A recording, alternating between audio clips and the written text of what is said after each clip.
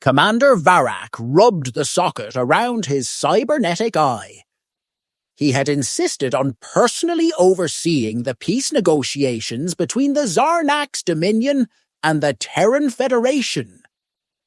He'd been one of the first to argue that humans had fangs, metaphorically speaking, that they were just as vicious, just as cunning. It had taken 4 assassinated emperors to prove him right.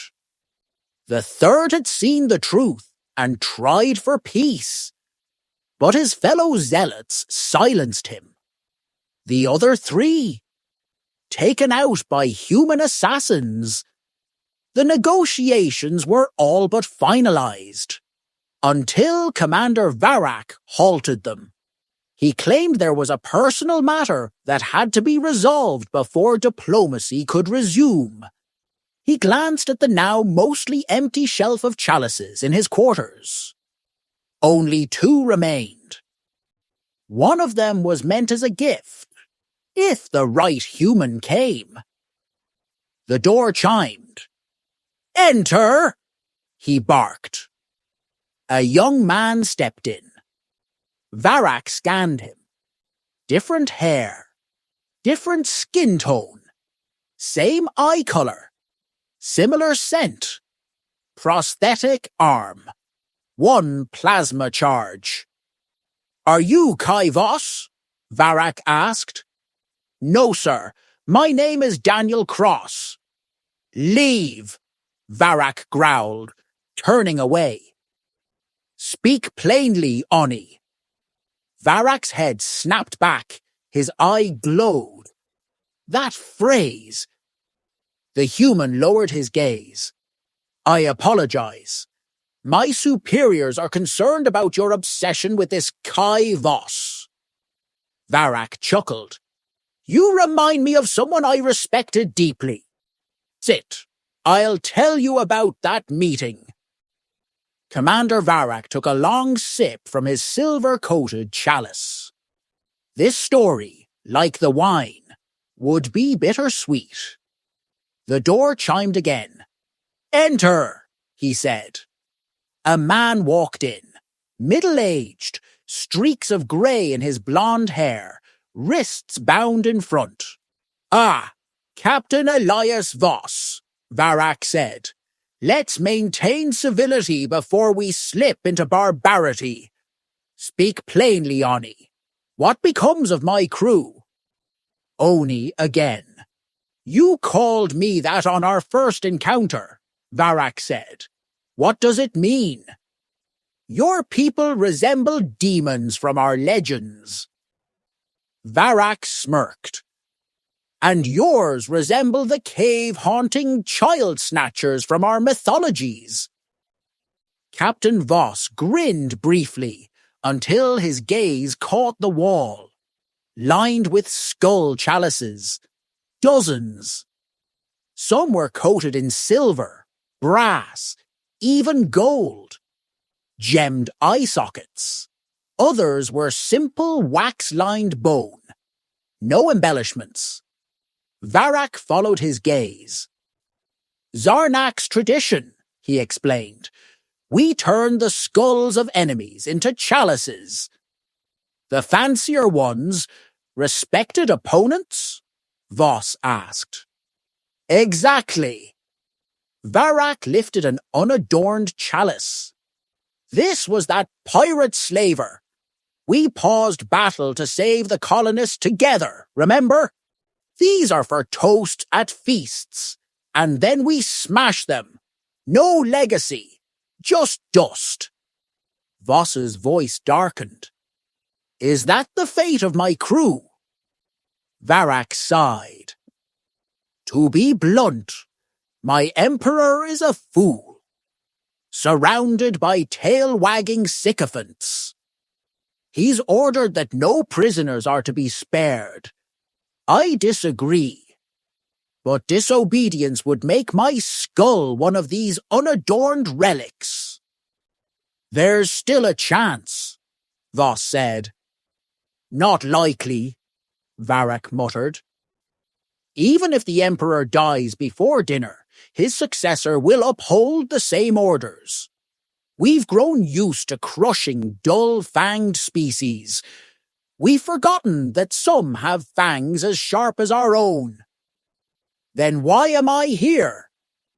So you understand where we stand, and my vow that your crew will at least be honored. By killing them? Yes, but their skulls will be pewter-bound and placed in our mess hall. If any of my soldiers treat them as common trophies, I will see to it they lose both their fangs and their horns. If not for your emperor, they would have been released, a gesture of goodwill. Voss sat, exhaling deeply. You have a strange sense of respect. Outsiders often think so. Varak studied him. Any next of kin? Voss clenched his fists. Don't take offense, Varak said calmly. You've evaded me 3 times. 4. I'm not counting the pirate truce, Varak chuckled. Your skull will be a treasure returned to your kin, to make them proud. I want the skulls of my crew returned too, Voss said. Otherwise, you'll get nothing from me. Varak smiled. Spoken like a Zarnax. I promise. Your skulls will return to your kin. Voss's voice was steady. I have a son. His name is Kai Voss. Varak stood, cracked his neck, and retrieved a dagger and cuff controller. Now, you can die with your fangs sheathed like a monk, or bared like a beast. The cuffs deactivated.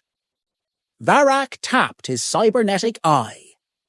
He fought well, used the cuffs as a weapon, took out my eye. You should be proud, Kai Voss. Your father died with his fangs out. Daniel Cross dropped the facade. I am Kai Voss. I knew, Varak said, amused. You spoke like him. My eye confirmed your identity halfway through. And I know what's in your prosthetic arm. Kai swallowed. My father's skull. Varak retrieved the topmost chalice, gold with ruby eyes and diamond-set brows. As promised, this is him, and in hangars 4, 5, and 6, you'll find the remains of all your kin. Your ambassador can escort them home. Kai trembled with emotion. This is what you meant by it's personal? Yes.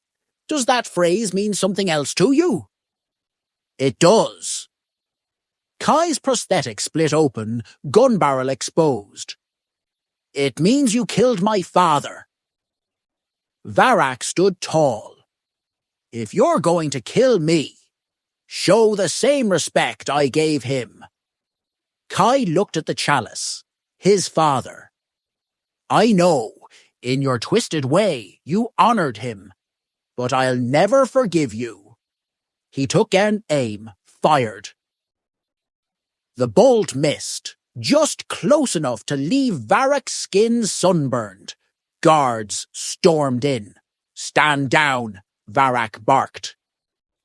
Kai approached, barrel pressed under Varak's chin. I'm no soldier, but threaten my people again, and there'll be no skull left for a chalice. Varak laughed. You've inherited your father's fangs. I believe our meeting is concluded. Kai pulled the barrel back. The weapon folded away. Varak rubbed the heat-scorched skin under his jaw. Tell your ambassador this. The peace talks are over. Humanity has shown its fangs and will never belong to our empire.